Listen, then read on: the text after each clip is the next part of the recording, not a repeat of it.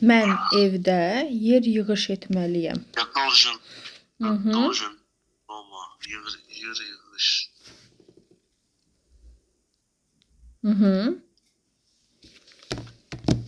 Убраться. Браться Я должен убраться. дома. Я должен убраться.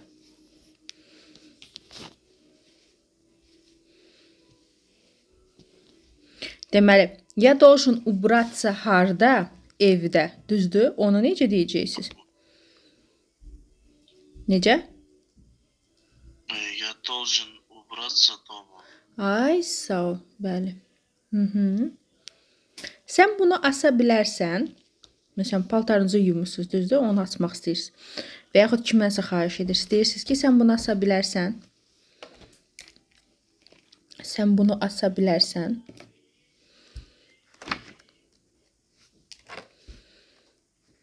Bilərsən bunu asmaq.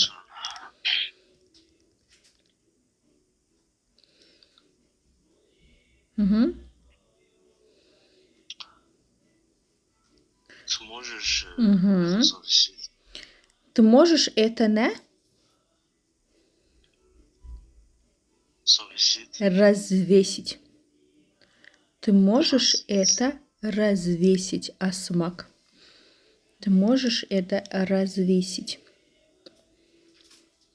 Ты можешь это развесить. Bax, rus dilində iki dənə bir-birinə belə deyim də, səslənəndə eyni səslənən sözdür. Развесить. Hətta üç dənə. Baxın, развесить, düzdürmü? Повесить, завесить. Завесить.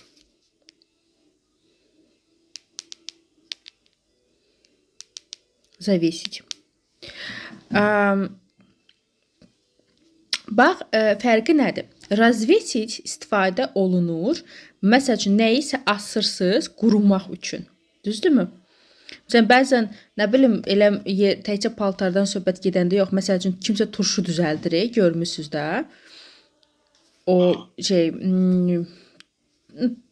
turşular olmur. Hansı ki, asırlar, quruyur, sonra satışa verirlər də. Onda da məsəl üçün razvesici olacaq. Eləcə də paltarları məsəl üçün sən elə asırsan ki, məsəl üçün o qurumaq üçün. Düzdürmü? Ona görə razvesici deyilir. Повесить sözü olur, əgər məsəl üçün sən belə deyim də paltarını hardansa asırsan. Düzdürmü? Evə gəldin, kurtkanı yerindən asırsan məsəl üçün. Və yaxud şkafın içindən asırsan məsələn. O da повесitdir. Düzdürmü? Так, sonra deməli, развесить, повесить, bir də завешивать sözünü deyirlər. Завесить və yaxud завешивать. Bu söz nə deməkdir? Так, bir də взвесить var. Ən çox завесить sözü də var. O qədər istifadə etməyəcəksiniz. Amma взвесить sözü, o, belə deyim də, Azərbaycanda onu necə tərcümə edim ki, sizə rahat olsun. Məsəl üçün, deyirsiniz, взвесить все за и против. Yəni, hər şeyin, belə deyim də, yaxşı pis tərəfini götür-qoy etmək. Bax, o, взвесить götür-qoy etmək deməkdir. Bu, hətta yadınıza gəlirmi? Bir dəfə mağaza mövzusu keçmişdik sizinlə. Orada da var idi. Пожалуйста, взвесьте. Zəhmət olmasa çəkin. Düzdürmü? Bax, o sözdən götürülür. Взвесить sözü hətta onda da istifadə olunur. Məsələn, взвесить все за и против. Yəni, məsəl üçün, hər hansı bir iş görürsünüz, düzdür? Onun mənfisini, müsbətini, mənfisini ayırt edirsən. Yaxşı tərəfini, pis tərəfini ayırt edirsən. Bax, взвесить o deməkdir. Aydın oldu?